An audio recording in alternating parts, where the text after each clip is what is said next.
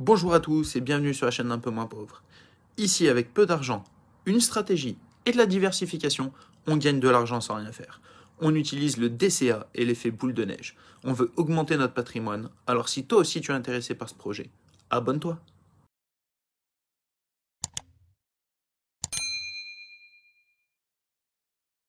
Aujourd'hui, je voulais vous parler de Forkings, K3 en français. Pour ceux qui sont dans la crypto, c'est toujours compliqué de savoir quand acheter, regarder tes courbes pour les retracements de Fibonacci, tout ça, bref. Il y a plein de choses à comprendre, à essayer de regarder, à faire toi-même des courbes. J'ai trouvé un indicateur plutôt sympa, un site du moins qui propose un indicateur plutôt sympa. Et on va voir ici comment ça marche.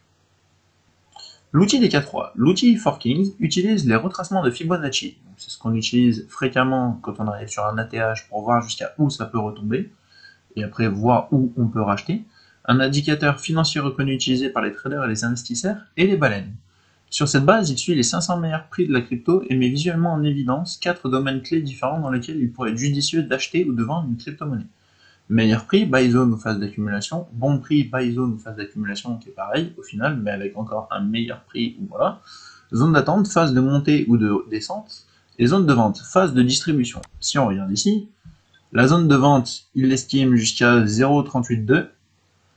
La zone où il faut attendre, c'est 0,618. Une fois qu'on passe les 0,618, c'est la zone où on peut acheter, c'est un bon prix. Et une fois qu'on passe les 0,786, à ce moment-là, c'est la meilleure zone pour acheter, c'est celle en vert. Donc, là, ici, ça nous met zone de vente, zone d'attente, bon prix, meilleur prix, voilà. Maintenant, si on regarde un petit peu ce qu'il en est sur l'application. Regardons un petit peu en descendant. Par exemple, on prend Bitcoin. On voit qu'il est classé numéro 1, alors sachant que si vous cliquez dessus, ça va vous ramener sur CoinMarketCap. Comme ça, au moins, c'est tranquille. Hop, on retourne sur Forking. Donc on voit que Bitcoin est numéro 1. Là, l'indicateur nous dit qu'il faut attendre un petit peu. Sur 24 heures, le changement était de 3,45%. Sur 30 jours, il a pris 7,16%.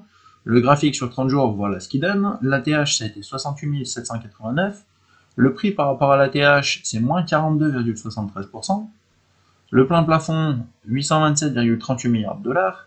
Et le montant en circulation, sachant qu'il y a 90% des bitcoins qui sont en circulation, donc il manque 10% qui n'ont pas encore été créés pour cette monnaie, justement, il y a 18,98 milliards. Vous pouvez rechercher vous-même les crypto-monnaies qui vous intéressent. Moi, on va dire, ça va être le Moonbeam, donc GLMR, hop, il est où? Il apparaît ici. Voilà, donc il est position 109 sur CoinMarketCap, on voit qu'il a un prix de 3,04$, on voit qu'en ce moment c'est un bon moment pour l'acheter. Il a perdu 5,19% sur 24 heures, moins 35,11% sur 30 jours. Son graphique est en descente, là il commence légèrement à remonter. Son ATH, alors après c'est un petit peu compliqué pour celui-ci parce que ça a été 437,07$, mais au moment où il est sorti, il y a eu ce qui se passe, un effet où beaucoup de gens ont voulu l'acheter, d'autres qui l'auront vendu. Donc voilà, c'est un petit peu compliqué. Et on voit que bon, bah, par rapport à son ATH, il est à moins 99,30%, en espérant qu'un jour il puisse remonter à cet ATH.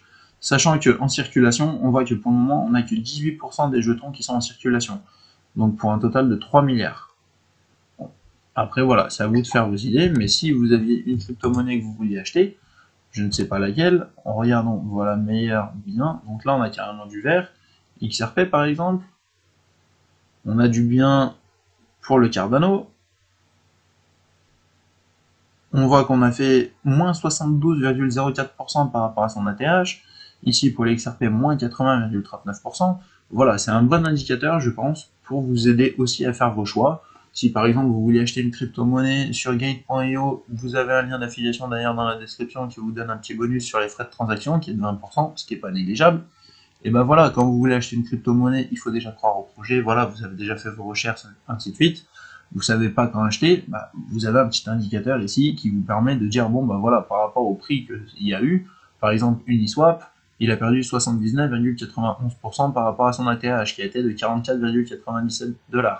Après, vous pouvez aller chercher sur CoinMarketCap, voir le graphique en plus précis. Si on regarde ici, en un jour, si on va sur depuis le début, voilà, on voit qu'effectivement il a tapé les 40, bon là 42$, quasiment les 44$. Eux ils nous disent quoi? Uniswap, 44,97. Après voilà, ça peut dépendre des échangeurs. Donc il a perdu 79,91% de sa valeur et qu'aujourd'hui il est à 9,03 $. Et si on regarde le prix aujourd'hui, hop, 9,02 $. Donc vous voyez, tout correspond, 9,01 $. Après, forcément, le temps que les prix ici soient remis sur Forkings, ça met toujours un petit peu de temps, faut pas s'inquiéter, le temps que les sites dialoguent entre eux, voilà, ça se fait pas tout de suite, la crypto-monnaie bouge beaucoup trop pour que ce soit aussi rapide. Mais voilà, je trouve que c'est un bon site, je tenais à vous le partager. Ça peut toujours servir, donc étant donné qu'on est dans un marché pour le moment baissier ou en bear market, mais que en ce moment c'est pas non plus la fête sur les crypto-monnaies, si vous voulez continuer de faire du DCA ou renflouer un petit peu votre portefeuille, ça vous permet voilà, de voir ici, là, sur cette application, quelles sont les crypto-monnaies qui peuvent être utiles à acheter. Si vous en aviez déjà, est-ce que c'est le bon moment de renforcer ou est-ce que non? Au contraire, si le marché remonte, est-ce que c'est un moment où il faut vendre? Voilà, en tout cas j'espère que cette vidéo vous a plu, mettez-moi en commentaire si c'est le cas, si vous avez vous aussi des petits sites, des petites choses comme ça qui peuvent être intéressantes à partager à toute la communauté, et puis en attendant je vous dis à bientôt pour la prochaine vidéo, salut!